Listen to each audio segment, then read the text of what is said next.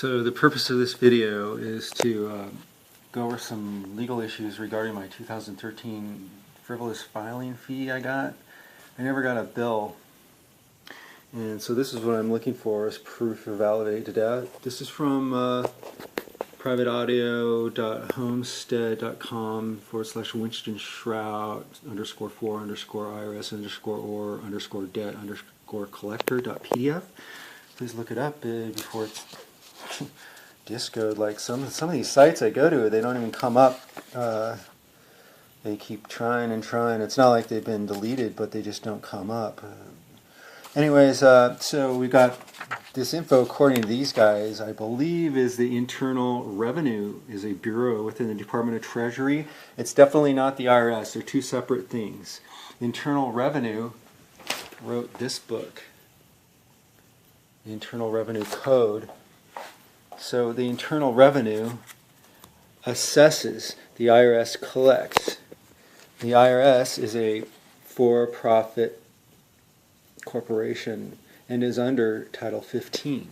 But the Internal Revenue is a bureau within the Department of Treasury, and they are exempt from this 15 U.S.C. 1692A definitions, which state that the term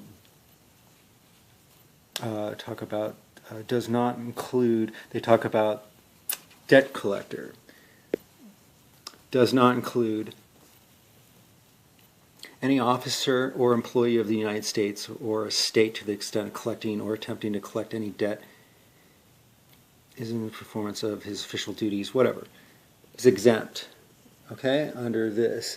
So the Internal Revenue is exempt from that. They are technically government employees, I say, but they're just, they're not the IRS. Internal Revenue is the bureau within the Department of Treasury. They're not a corporation like the IRS is. So, let me go through some important points in here. That's one important point. Another important point is under 15, which is very powerful.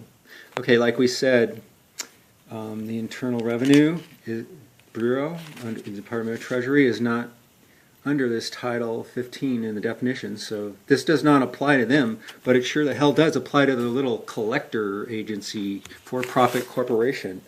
They have to follow this rule, the IRS has to. And they are the collection agency, for-profit corporation out of Delaware. Under 15 U.S.C. 1692 Gulf, paragraph Charlie, admission of liability. The failure of a consumer to dispute the validity of a debt under this section may not be construed by any court as an admission of liability by the consumer. Pretty powerful. Failure to reply to some notice in the fucking mail, apparently, to dispute the validity of the debt, you don't even have to reply, right? So this is unlawful mailings. They think they're serving you under Federal Rules of Civil Procedure or something. It's government rules, man. Government court rules. Federal Rules of Civil Procedure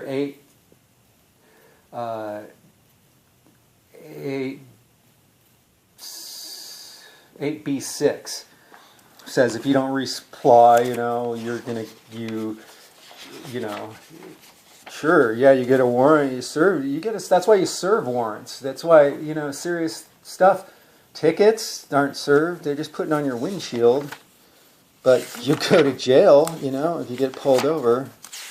Anyways, whatever. Harassment and abuse.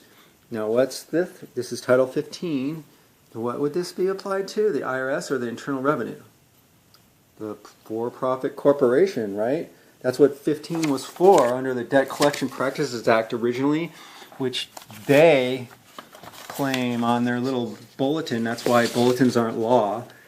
Under their little bulletin under the IRS Restructuring Reform Act on the IRS site. Within that act, section 3466, they're talking about, how it's a fair debt collection procedures and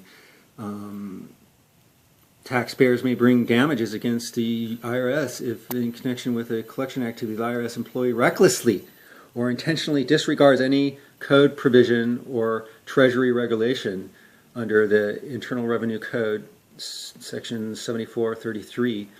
That's in the big book over here. Okay. Anyways, notice how it's rules internal revenue.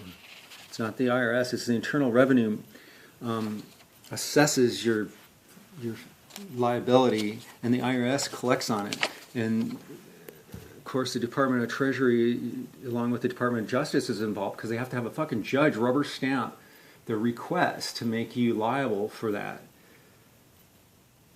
debt, which is debt, right? So under Title 15, the Title 15 was created with the Fair Debt Collection Practices Act. That's Title 15. They make it confusing, and of course, it's got to go through the House and the Senate, and then the IRS has to have its fucking version, which is called the Internal Revenue Service Restructuring Reform Act. And nowhere in here can I find, for the life of me, can I find this. Any definitions where an officer or employee is not called a debt collector. So nowhere can I find the debt collector, that the IRS employee is not a debt collector, or the IRS isn't a debt collection agency. I can't find debt hardly anywhere. Just I searched debt, and I searched. It's like 377 pages because it's a House resolution. It's not the Senate. Senate, probably go to the Senate. Who cares about the House anyways? The Senate is the one who they really make the law. But see, this was just suggestion. This is an act. It's acting out, changing the law. What law is it changing? This one. Title 15. Actually, it's a further. It's the IRS's version of this, and so this came first. Then this was enacted, and then this is the next step. The House goes through it. Then the Senate has to review it, cuts it down, probably puts its little favorite stuff in it, and then passes it over to the judiciary, I guess, who makes it law. They make the laws. Yeah, it's the Senate. Then the little agency, like the Internal Revenue, which writes the code, they do their little books. So the Internal Revenue code has to be changed on the basis of this. And so I don't know if you want to go through this, but let's go back to this Winston Shrout presentation. I believe it's Winston Shrout or an idea of his. I haven't done research. Winston Shrout is very intelligent. And so we're looking for a verified assessment. Like I said, this is part 2 of the video that I did before. So, Federal Land Acquisition Corp, for profit, yeah. Ritzy Commercial Asset Trust, that's probably how they're going to steal your 401k, who knows. Social Security Corporation, for profit. Wonder where the profit's going. Back into the fund, probably not. United States of America Incorporation, non-profit, okay.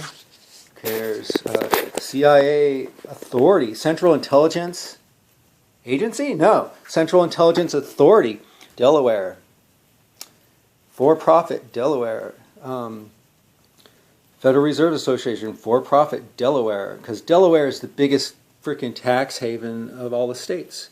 It just rubber stamps everybody. To do Internal Revenue Tax and Audit Service. So it's not called the Internal Revenue Service, it's called the official name is Internal Revenue Tax and Audit Service. For-profit, General Delaware Corporation. Corporation date 7/12/33. According to this, I haven't verified this. Note for the comments. We're looking for verified assessment. The bill, the official procedure that it went through, and including the judge's authorization for it, I would think, from what I've read. And then so I go through what else we need to know. There's some notes in here. Validation of the debts. It's all in 15 USC. Got to get a verified assessment, validation of the debts. And then, so, judicial district. Oh yeah, if they, notice how if you live in the 50 states and you want to be a U.S. citizen or a resident of the U.S., then you're automatically located in D.C. according to this criminal code, Title 26, 7408. They put you in D.C. So unless you say something, you're in D.C., man. Because we all have to fucking bank. We're all U.S. citizens with numbers. Maybe you're not. Maybe you don't want to be. You better tell somebody. You better go to the fucking Social Security Administration and at least, or the local courthouse, and file it with the Social Security federal official, the highest official of that. Who's that? Internal Revenue Service, private for profit, and therefore is under the scope of Title 15. Title 15 covers the debt collection practices. So we got a lot of stuff here. What's the first thing you do? I haven't taught it like this, but this is the first thing you do unless you're an idiot. Where do you go in the code? Every single code we got that apply really that were made for U.S. citizens, public officials, by public officials, for public officials, but you're kind of in that franchise unless you tell them you're not. Read the freaking definitions. That's the first step. You don't even read this law. It's legalese. How can you possibly understand it unless you read the definitions? You're a stupid idiot. You're stupid. You're dumb. You're a ward of the state. A child. Go home. You're better off staying at home. So like it says here in Title 15 with the definitions, we already went through this in the Winston Strout presentation, but this is the actual, you always go get your stuff from Cornell. Got it? When you do your searches, you always search Cornell, with 2 L's, Cornell. Got it? All right. And so this is 151692A. It's all this. It's just all the same number. It's the same section, the 1692, and it goes from like A to P. Got a lot of stuff in here that the IRS, the for-profit corporation, has to follow these collection practices. They got civil liability, they got furnishing deceptive forms, they've got validation of debts, false or misleading representations, Jesus. And the definitions say that it's really confusing because they say officers, employees are U.S. or any state. Probably they mean state. Maybe they mean state, not 50 states. Maybe they mean state like Guam or whatever. Let's see what they fucking mean. They should have the definition of state in here. If they don't, here it is. Look, state means any state, territory, or possession of the U.S., District of Columbia, Commonwealth of Puerto Rico, or any political. Very specific. Very specific. Okay, like in 7701, the definition of state is D.C., Guam, what is it? Read the Title 26, 7701 definition of state. It doesn't include the 50 states. Now, in the Petroleum Clause, in the Petroleum Clause,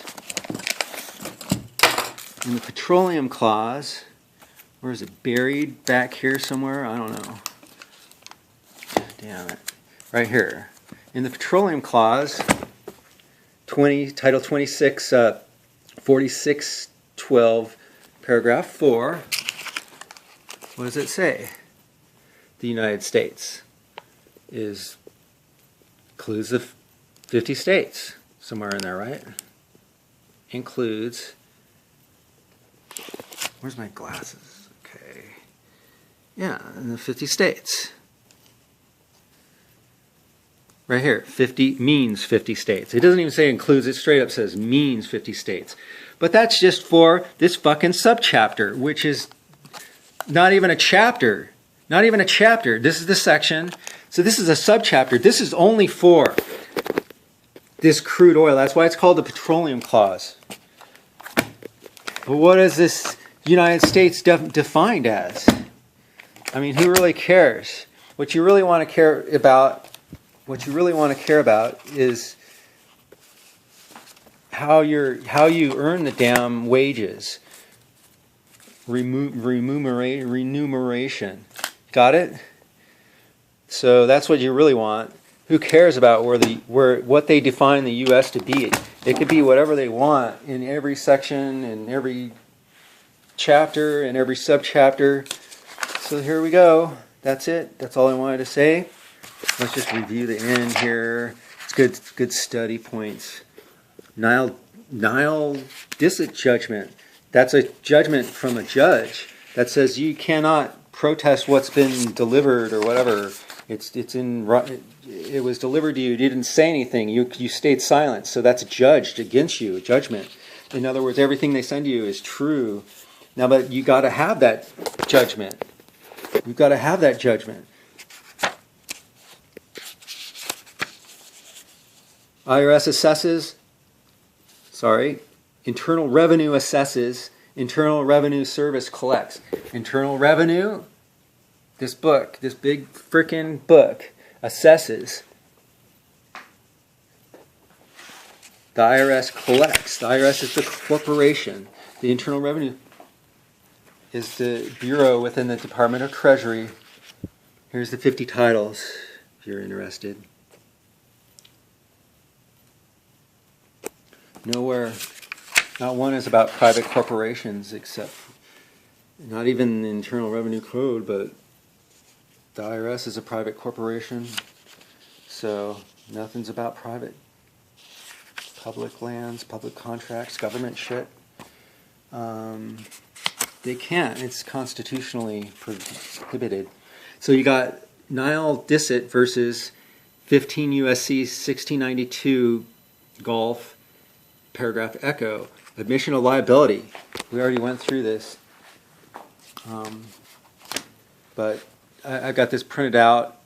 Just go to the Cornell site. Search Cornell USC 15 USC 1692 G paragraph E. Admission of liability. The failure of a consumer to dispute the validity of debt under this section may not be construed by any court as an admission of liability by the consumer. Remember that. The failure of a consumer to dispute the validity of a debt shall not be construed as admission of liability. Got it? And that's it. That's very powerful. So look it up. Here's your allegation referral form for a complaint against a U.S. employee within the IRS. They call it Section 1203 because that's the violation within the Title 26, or maybe it's different. I think it's a section of the fucking act. That act. What is it called? Internal Revenue Service Restructuring Reform Act of 1998. There's a form number. Please take note of that. 12217. That's an IRS form. But, whatever. Department of Treasury. Internal Revenue Service. But that's not. It's a private corporation. It's a fucking PSYOP, people. Look at who's registered as a corporation and who isn't. And that's it. What else we got? This is my letter to the public official in the IRS. And reckless. I just want to say that. This is what's happening. 26 Code of Federal Regulations, 7433. Reckless, intentional negligence, disregarding the provisions of Internal Revenue Code. Here's the Internal Revenue Code written by the Internal Revenue, Department of Treasury, Bureau of Department of Treasury, and the Internal Revenue Service Corporation. Good stuff to remember. That's it. Just wanted to go over that. Reckless, intentional negligence, disregarding the provisions of the Internal Revenue Code. 26 CFR or 26 USC 7433. And don't forget your section 1203. They hate that shit. You just really have to do a complaint. File a complaint, employee complaint with that. Okay? And I've given you that form number. Print it out on legal paper. You know, like this. Print it out on legal paper. And then say you're non-trader business. Got it? Other. You're not a taxpayer. Look at the fucking form. Taxpayer, employee. You're none of those. You're a non-trader business. And then 12-217 to file a complaint of an IRS employee. Make a legal size paper so the notary doesn't bitch about, you know, hey, look, do you really have to file anyways? No. Are you in the conduct of a trader business in the United States? No. Trader business. Performance functions of a public office. 7701 definitions of trader business within Title 26, 7701. Functions or forms of the public office. Okay. Take care. Bye.